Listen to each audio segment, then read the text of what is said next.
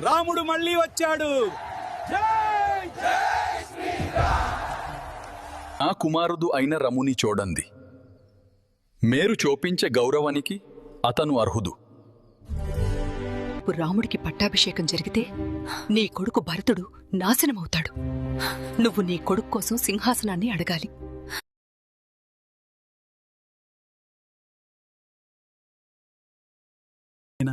ఈ వియోగం భరించలేకపోతున్నాను. నిన్ను ఎలా పంపగలను? తండ్రి, మీరు చింతించకండి. నేను దీనిని సంతోషంగా స్వీకరిస్తాను. నేను మా తండ్రి మాట ప్రకారం వనవాసం చేయాలి. మీరు ధైర్యంగా ఉండండి.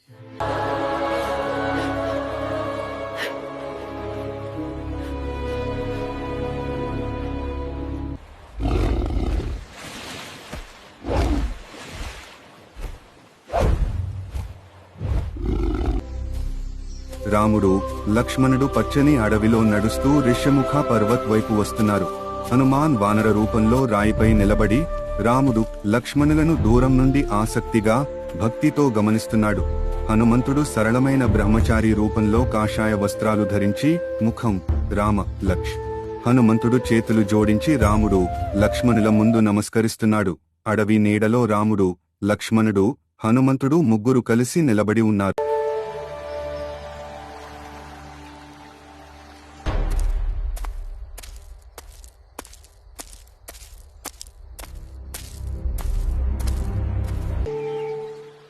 మీరు ఎవరు?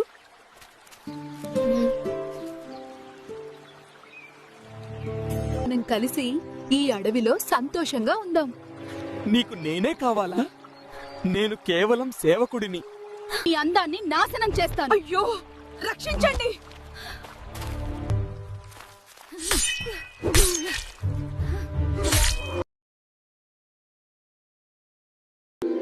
అయ్యో, చూడండి, ఒక బంగారు జింక.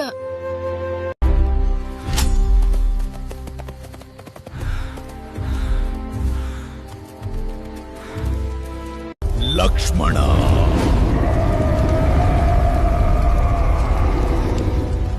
సీత,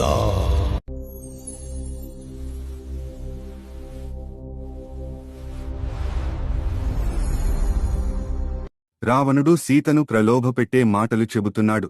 సీత కోపంగా, ధైర్యంగా తిరస్కరిస్తోంది. ముఖంలో గర్వం మరియు భయం కలిసిన భావం. పుష్పక విమానంలో రావణుడు ఆకాశంలోకి ఎగురుతున్నాడు. సీత కేకలు వేస్తూ రామ, లక్ష్మణ అని విలపిస్తోంది.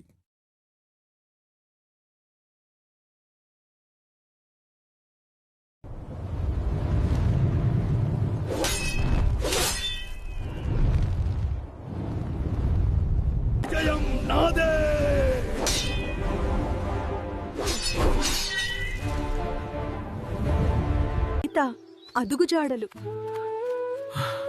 నువ్వు ఎక్కడ ఉన్నా సరే నేను నిన్ను కనుగొంటాను. సీతా! సీతా!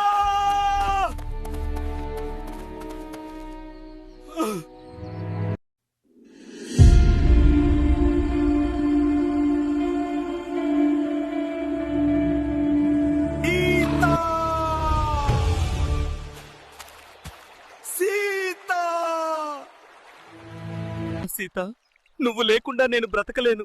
ఈ బాధను నేను భరించలేకపోతున్నాను. శాంతించు రామా, మనం ఆమెను తప్పక కనుగొంటాము. టాయు, నా స్నేహితుడా, నీది జరిగింది. నా సీత ఎక్కడా? వెగరిగా చెప్పు.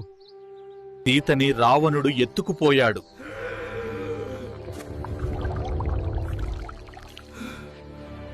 జయుడవు కమ్ము.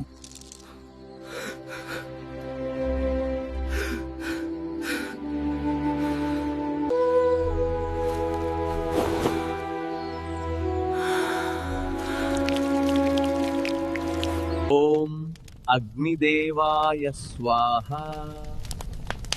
జటాయువు ఆత్మకు శాంతి.